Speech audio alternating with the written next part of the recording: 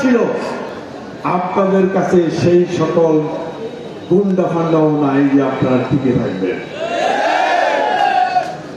আপনারা সংস্কারের নামে, জনগণের নামে আপনারা আজকে নির্বাচনকে দীর্ঘায়িত করে ক্ষমতায় দীর্ঘস্থায়ী থাকার অপকৌশল দিয়েছেন।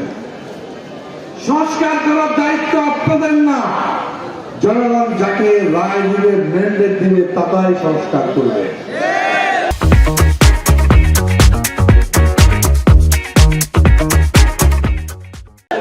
শেখ হাসিনা এবং তার আওয়ামী লীগের বিচারের দোহাই দিয়ে আপনি বলছেন যে সংস্কার এবং আওয়ামী লীগের বিচার না হওয়া পর্যন্ত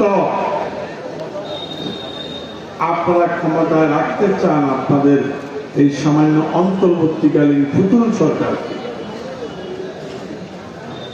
শেখ হাসিনা এবং তার দলের বিচার করতে তো 5 বছর লাগতে পারে, 10 বছর লাগতে পারে। তাদের এই স্বপ্ন দুরাশা বাংলাদেশের মানুষ 80 বছর আগে ওই গর্ত ছিল বিএনপি এবং তার অঙ্গ সংগঠনের নেতাদের রক্ত। বিএনপির নেতাদের ইলিয়াস আলীদের গুম করা হয়েছে, যে ইলিয়াস আলী ছাত্র দলের থেকে উৎপাদিত নেতা। বিএনপি ইলেকশনের নেতাদেরকে ব্রিকফিল্ডের ইট ভাটার চুলার মধ্যে জীবন্ত নিক্ষেপ করেছে। এরকম হাজার হাজার মায়ের বুক খালি করেছে।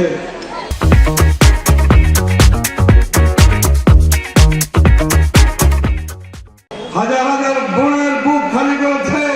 হাসিনার পতনের প্রেক্ষাপট সৃষ্টি হয় তারেক রহমানের তুখর নেতৃত্বের বিনিময়ে, তারেক রহমানের জ্ঞান এবং বুদ্ধিদীপ্ত পরিচালনার নেতৃত্বের মধ্য দিয়ে পরিচালনায় এই জুলাই বিপ্লব সংগঠিত হয় এবং জুলাই বিপ্লবের ছাত্র জনতার নেতৃত্বে আন্দোলনের সংগ্রামে রাজনৈতিক দল, পেশাজীবী, শিক্ষক, শিল্পী, সাংবাদিক, সাহিত্যিক, নারী, পুরুষ নির্বিশেষে সকলের অংশগ্রহণের মধ্য দিয়ে শেখ হাসিনাকে পতন ঘটানো হয়েছে। কারো বাবার একক কৃতিত্বে শেখ হাসিনার পতন হয় না।